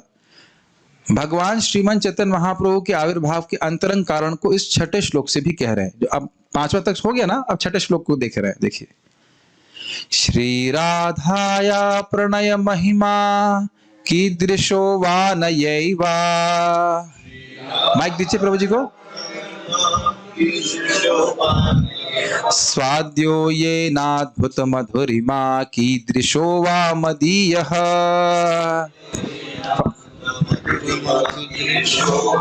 सौख्यम चास्या मद अनुभवतः कीदृशं वेति लोभा। सौख्यम चास्या मद अनुभवतः कीदृशं वेति लोभा। तद्भावाढ्यः समजनी शचिगर्भ सिंधौ हरिंदुः। तद्भावाढ्य समजनी शचिगर्भ सिंधौ हरिंदुः। एक बात मैं कहना भूल गया, बाह्य कारण बाहर के लोगों के लिए था, करुणया अवतीर्ण कलौ, इसलिए। और आंतरिक कारण यहाँ आप देख रहे हैं, श्रीमन चेतन महाप्रभु स्वयं के आस्वादन करना चाहते थे, इसलिए। ये बाह्य और आंतरिक का कारण समझ रहे हैं, बाह्य कारण था लोगों का निस्तार करने के लिए, देने के लिए, कुछ देने के लिए। आंतरिक कारण स्वयं कुछ खुद आस्वादन करने के लिए। तो इसलिए हम बोल रहे हैं श्री राधायः प्रणय महिमा कीदृशो वानयैवा। श्री राधाया प्रणय महिमा कीदृशो वानयैवा। स्वाद्यो येनाद्भुत मधुरिमा कीदृशो वा मदीयः। स्वाद्यो येनाद्भुत मधुरिमा कीदृशो वा मदीया। सौख्यं चास्य मद अनुभवतः कीदृशं वेति लोभा। सख्यं चास्य मदनुभवतः कीदृशं वेति लोभा। तद्भावाद्यः समजनी शचिगर्भ सिन्धौ हरिन्दुः। भावाड्य समजनी शचिगर्भ सिन्धौ हरिन्दुः। श्रीराधायः प्रणय महिमा कीदृशो वानयैवा। राधाया प्रणमहिमा कीदृशो वायनैवा। स्वाद्यो येनाद्भुत मधुरिमा कीदृशो वा मदीयः। स्वाद्यो येनाद्भुत मधुरिमा कीदृशो वा मदीया। सौख्यं चास्य मदनुभवतः कीदृशं वेति लोभा। यं चास्य मदनुभूता कीदृशं वेति लोभा। तद्भावाड्यः समजनी शचिगर्भ सिन्धौ हरिन्दुः। भावाड्य समजनी शचिगर्भ सिन्धौ हरिन्दुः। अब हम कल से क्या करेंगे, इन 14 श्लोकों का पारायण करेंगे। अब सिखा के ही मानेंगे आप लोग, अब छोड़ेंगे नहीं क्लास। आज हम इस श्लोक पे रुक जाएंगे। गुड न्यूज, क्योंकि चैतन्य महाप्रभु के बारे में हो जाएगा। मुझे पता है कि अब उसके बाद डाइजेस्ट नहीं कर पा रहे, कह रहे नहीं नहीं नहीं, हमारे कान भर गए, हमारे कान भर गए। ठीक है, चैतन्य महाप्रभु के और सबके लिए होमवर्क है। मैं बहुत प्रसन्न होऊंगा कि आप लोग इसको कम से कम दोबारा पढ़ करके आएंगे। अगले साल तक पढ़ना है प्रभु जी? नहीं, कल तक ही पढ़ लेना है। ठीक है, तो इतना ग्रहण कर लेंगे, फिर नित्यानंद प्रभु के बारे में बताएंगे, फिर आगे के श्लोक हम कल देख लेंगे, है ना? खुश हो ना, खुश हो रहे ना? ऐसे हम तो सोच रहे 14 श्लोक होंगे, 6 में छोड़ दे रहे प्रभु जी। ठीक है, तो इसको बोल करके हम रुक जाएंगे। मुझे पता है कि बहुत ज्यादा हैवी हो जाता है, फिर मन जो है समझ नहीं पाता। श्री राधायः, श्रीमती राधा रानी के, श्रीमती राधा रानी के प्रणय महिमा, प्रणय महिमा, प्रेम की महानता, प्रेम की महानता कीदृशः, कीदृशः, किस प्रकार की, किस प्रकार की, वा वा अथवा अथवा अनया, अनया इस राधा से, इस राधा से एव ही आस्वाद्यः, आस्वाद्यः, सॉरी आस्वाद्यः, आस्वाद्यः, आस्वाद लेने योग्य, आस्वाद लेने योग्य, ये ना उस प्रेम से, उस प्रेम से अद्भुत, अद्भुत, सॉरी अद्भुत मधुरिमा, अद्भुत मधुरिमा, अद्भुत माधुर्य, अद्भुत माधुर्य, कीदृशः, कीदृशः, किस प्रकार का, किस प्रकार का, वा वा अथवा मदीयः, मदीयः, मुझसे, मुझसे, सौख्य, सौख्यम, सुख, सुख, च तथा तथा अस्याः, उसका, उसका मद अनुभवतः, अनुभवतः, मेरे माधुर्य की अनुभूति से, मेरे माधुर्य की अनुभूति से, कीदृशम, किस प्रकार का, किस प्रकार का, वा अथवा इति, इस प्रकार लोभात, लोभ से, तत् उनकी भावाद्य, उनके भावों से ओतप्रोत, समजनी जन्म लिया, सचिगर्भ, श्रीमती सची देव की कोख से, सिंधौ, समुद्र में, हरि भगवान कृष्ण, इंदु चंद्र के समान। अच्छा, इससे पहले आगे जाएं, जैसे आप लोग विभिन्न अवतारों का वर्णन सुन रहे थे, क्या उसी तरह से यहाँ पे भगवान श्रीमन चैतन्य महाप्रभु के अवतारों का वर्णन सुन रहे हैं? यस, स्वरूप का वर्णन और तटस्थ लक्षणों का वर्णन। तो अंतर तो नहीं, अवतार कथा ही चल रही है। अनुवाद, श्रीमती राधा रानी के प्रेम की महिमा, अपने भगवान के उन गुणों जिनका आस्वादन केवल श्रीमती राधा रानी प्रेम के माध्यम से करती हैं, एवं उनके प्रेम की मधुरता का आस्वादन करने पर राधा रानी जिस सुख का अनुभव करती हैं, उसे समझने के लिए भगवान श्री हरि राधा के भावों में विभोर होकर श्रीमती सचीदेव की कोख से उसी प्रकार प्रकट हुए जिस तरह समुद्र से चंद्रमा प्रकट होता है। संस्कृत देखिए, श्री राधाय प्रणय महिमा कीदृशो वा अनयेवा स्वाद्यो येनाद्भुत मधुरिमा कीदृशो वा मदीया। श्रीमती राधा रानी के प्रेम की महिमा क्या है? कैसी, कीदृश किस प्रकार की है। श्री राधाया प्रणय महिमा कीदृशो, एक कारण।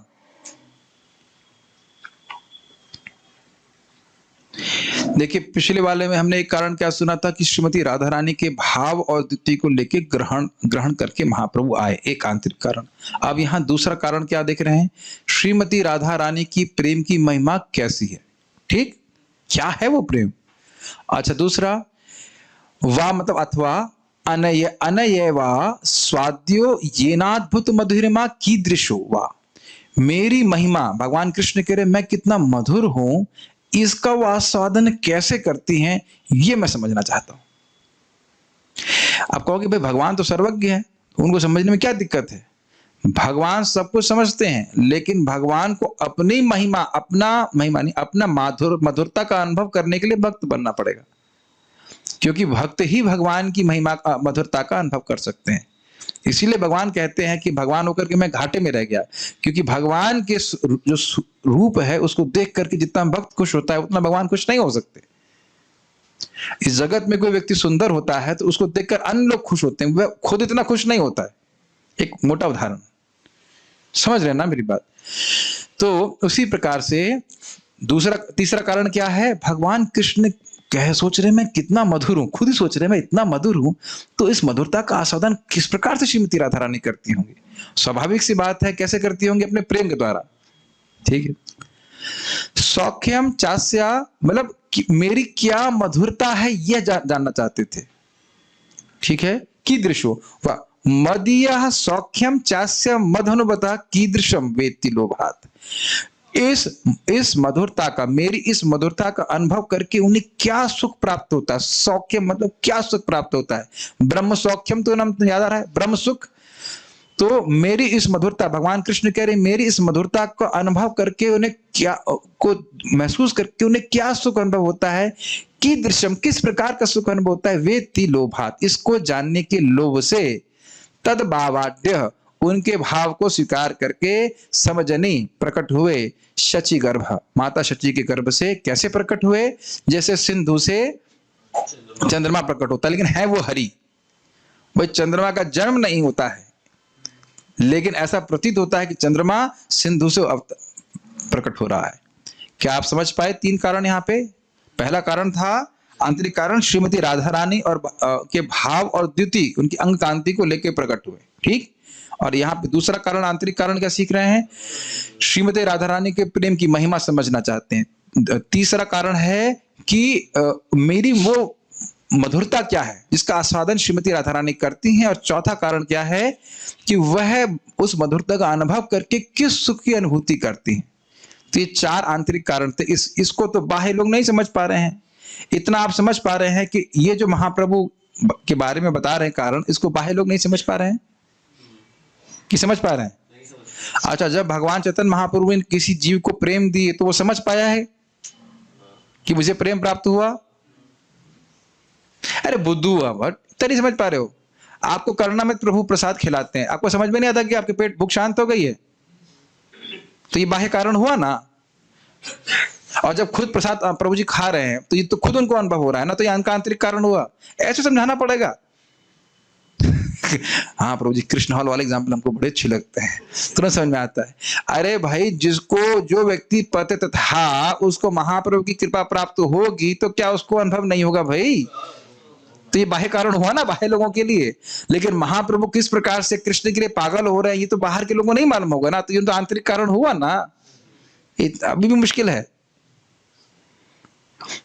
तो आज आप लोग प्रसन्न करने के लिए यहाँ मैं रोक दे रहा हूं। मुझे पता है कि इससे ज्यादा बोलेंगे तो बहुत कठिन होगा। केवल एक बार फिर से रिवीजन कर लें। पहला श्लोक और दूसरा श्लोक मंगलाचरण है। मंगलाचरण के 3 भाग होते हैं। नमस्कार, वस्तु निर्देश। नमस्कार ने हाथ पे लिखा है, कॉपी नहीं मिली, गरीब ब्रह्मचारी मन में रखा हुआ। अच्छा, कल पूछूंगा। कॉपियां तो वैसे भी इस्तेमाल नहीं कर रहे लोग, अपने हाथ पे लिख रहे हैं। ठीक है, फोन पे टाइप कर सकते हो, वो भी चलेगा। That's allowed, you can make notes. फिर चलो कम से कम कुछ तो लिख रहे हैं। हाँ, पहला दूसरा समझ में आ रहा है। पहले वाले में कौन सा किसको किसको प्रणाम कर रहे हैं? 6 तत्वों को प्रणाम कर रहे हैं। भगवान को, गुरु को, भक्तों को, भगवान के भक्तों को, भगवान को, उनके अवतारों को, उनके प्रकाश को, उनकी शक्ति को, ठीक है। और दूसरे में भगवान चैतन्य महाप्रभु और नित्यानंद प्रभु को विशेष नमस्कार कर रहे हैं। तीसरे में उनके वस्तु निर्देश, ये समझाया कि ब्रह्मज्योति उनकी अंगकांति है, परमात्मा उनके अंश है और वो स्वयं षडैश्वर्य पूर्ण भगवान है। चौथे में उनके बाह्य कारण और आशीर्वाद को बता रहे हैं। चौथा बाह्य कारण क्या था कि जो गोपियों का प्रेम था, जो बहुत समय से नहीं दिया गया, उसकी व्याख्या बहुत आगे होगी कि बहुत समय का मतलब क्या है, नहीं दिया, किसी अवतार ने नहीं दिया, उसको प्रदान करने के लिए करुणा करके भगवान कलयुग में अवतरित हुए। और क्या होता, दूसरा बात है नमस्कार, वे चैतन्य महाप्रभु सभी के हृदय में स्फुरित हों। जो चैतन्य चरितामृत में सुनेंगे उनको, जो नहीं सुनेंगे उनके हृदय में स्फुरित हो नहीं हो वो पता नहीं, लेकिन जो सुनेंगे उनके बारे में बोल रहे हैं। और उसके बाद कितने हो गए? चार हुए। और 5 और 6 श्लोक में भगवान श्रीमन चैतन्य महाप्रभु के आंतरिक कारणों को बोल रहे हैं, उनके अवतरित होने का। श्रीमती राधा रानी और कृष्ण एक ही व्यक्ति हैं, लेकिन फिर भी अनादिकाल से वो 2 हैं और फिर वो एक हो रहे हैं श्रीमद चैतन्य महाप्रभु के रूप में। और भगवान कृष्ण ही हैं चैतन्य महाप्रभु, लेकिन श्रीमद राधा रानी के भाव, भक्ति के भाव और उनकी कांति को लेकर अवतरित हुए हैं। फिर और ये पहला कारण आंतरिक था। दूसरा था श्रीमती राधा रानी का प्रेम की महिमा क्या है। तीसरा कारण है कि अपनी मधुरता का आस्वादन करने के लिए, भाई कितना मधुर हो तो समझ में आए, और वह क्या सुख अनुभव करती हैं कृष्ण को दर्शन करके, ये वह अनुभव करना चाहते थे। इसका लोभ था, उस लोभवश आए। लोभ हम अपने लिए करते हैं ना, कि हमें कुछ प्राप्त हो जाए, तो यही बात आप बोल रहे हैं। तो मैं आशा करता हूं कि आपको समझ में आया होगा। और देखिए, शिक्षक का कार्य केवल 25% होता है, लेकिन यही नहीं करना है जो आपको अपने अभी किया। बस क्लास खत्म हुई, लैपटॉप बंद, क्लास खत्म होने से पहले लैपटॉप बंद, मतलब ये लैपटॉप अब तभी खुलेगा जब कल क्लास होगी, यही चार्ज समाप्त हो गया। ये इंगित करता है, कोई बात नहीं, तो कटाक्ष करना मेरा कर्तव्य है, लेकिन आप लोगों से उम्मीद की जाती है, आशा की जाती है कि आप लोग उसे पढ़ें। जिसके पास नहीं, ग्रंथ भी है और PDF भेज दिया कि उसका पढ़ सकते हो, तो इसको पढ़ के आइए। बाकी हमने नित्यानंद प्रभु के बारे में तो हमने पूरा क्लास दिया हुआ है, तो जो लोग उसको सुने हैं तो डिटेल जानते हैं। उसकी चर्चा हम करेंगे ही नहीं अभी, क्योंकि उनकी चर्चा हम पहले कर चुके हैं। तो हम केवल जो 7 से लेकर के 11, 7, 8, 9, 10, 11 5 श्लोकों में नित्यानंद प्रभु का वर्णन, इसको हम तेजी से बढ़ा देंगे। और 11 और 12 अद्वैताचार्य जी के बारे में, और 14 जो है पंच तत्वों के बारे में। मन तो कर रहा है अभी पढ़ा दें, लेकिन मुझे पता है कि थक गए, तो क्या करें, पढ़ा दें? नहीं, ज्यादा हो जाएगा, आज बहुत थक गए भक्त लोग। तो हम लोग कुछ प्रश्न अगर किसी के हैं तो मैं देख लेता हूँ। प्रश्न है? अच्छा, संदो मतलब मंगल प्रभात, पता नहीं क्या कहना चाहते हैं, बंगाली, लेकिन वो पता नहीं बंगाली तो लिखे हैं कि संस्कृत, देखिए संस्कृत दिखा था ना वहाँ तो। अच्छा, if Brahma is the effulgence coming out of Lord Krishna's body, so does this mean Brahma and Brahma? हाँ, कह रहे हैं कि ब्रह्म और ब्रह्म जो है वो भगवान श्री कृष्ण के शरीर से निकलने वाली दिव्य कांति है। तो क्या ब्रह्म और ब्रह्म ज्योति एक ही है? यहाँ पे ब्रह्म और ब्रह्म ज्योति का अर्थ यही है। ब्रह्म का अर्थ और भी अलग अलग होता है, लेकिन यहाँ पे ब्रह्म का अर्थ ब्रह्म ज्योति ही है। So why sometimes you read in the books the word Parabrahma as referring to Lord Shri Krishna? अब आपने प्रश्न कर दिया है, देखिए। हाँ, अच्छा प्रश्न है। कहें कि अगर ब्रह्म ज्योति है तो परब्रह्म भगवान कृष्ण कैसे हैं? तो एक उत्तर होगा कि परब्रह्म मतलब जो उस ब्रह्म के स्रोत हैं, तो स्पष्ट है। और ब्रह्म का एक और अर्थ है बृहत, जिसको जो बहुत बृहत है, बहुत विस्तृत है। तो भगवान से श्रेष्ठ कोई नहीं है किसी भी गुणों में, इसलिए उनको परब्रह्म कहा जाता है। ये कारण है।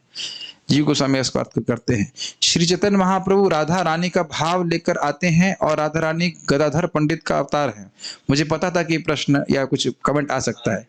श्रीमन चैतन्य महाप्रभु राधा रानी कृष्ण है, लेकिन राधा रानी के भाव और द्युति को लेकर के आए हैं। और श्रीमान गदाधर पंडित प्रभु वो स्वयं श्रीमती राधा रानी है। यस, हाँ, ऐसा कह सकते हैं, लेकिन हमने यहाँ पे देखिए क्या लिखा है। ये जनरल कंसेप्शन है, और यहाँ पे भी हम ऐसे कह सकते हैं, क्योंकि किसी व्यक्ति का आसार क्या है, उसका भाव और उसकी अंकांति कह सकते हैं। यहाँ पे क्या लिखा है कि वो 2 हैं, और एक्चुअली देखिए प्रणत प्रभु सही कह रहे हैं, वो दोनों एक हो गए हैं। क्योंकि यहाँ पे हमने संस्कृत में क्या सीखा था, ऐक्यमाप्तम, एक हो गए। लेकिन एक को और थोड़ा क्लियर कर रहे हैं यहाँ पे कि वह श्रीमती राधा रानी के भाव और द्युति को लेकर के आए हैं, वो भगवान कृष्ण। बड़ा कठिन है। हाँ बन सकती हैं और बनी भी हैं। अब उनसे अब वो पूछा, आप गदाधर पंडित से मिलेंगे तब पूछ लीजिएगा कि आप अलग से क्यों आए ये भी कह सकते हैं। लेकिन अब इसकी देखिए अभी व्याख्या हम लोग एग्जैक्टली तब समझेंगे जब उनकी बंगाली प्यारों को पढ़ेंगे। तो इसमें क्या होता है ना, ये सब चीजें बड़ी कठिन है। तो जब हम लोग सामने रखेंगे प्यारों को तो एकदम वो क्लियर कर देंगे कि वो क्या कहना चाहते हैं। क्योंकि देखिए अभी देखिए संस्कृत पढ़िए, संस्कृत पढ़ के हम टीका अपने से, एटलीस्ट मेरे पास सामर्थ्य नहीं कि मैं टीका अपने से करूं। तो जब वो हम चैप्टर नंबर 3 पढ़ाएंगे तब उसमें स्पष्ट समझ में आ जाएगा कि क्या वो कहना चाहते हैं। क्योंकि चीजें कुछ अजीब सी रहती हैं, कुछ क्लियर नहीं रहता। केवल आप संस्कृत श्लोक पढ़ के कुछ भी अर्थ कर सकते हैं। तो वहां देख लेंगे, वहां कोई झगड़ा नहीं, तो क्लियर हो जाएगा। नेट पर भी कदम के 2 मीनिंग है, कदम नामक ट्री और फ्रूट एंड सेकंड मीनिंग ढेर यानी बहुत अधिक। तो भक्त ने अभी प्रमाणित कर दिया, तो यह भी अर्थ है।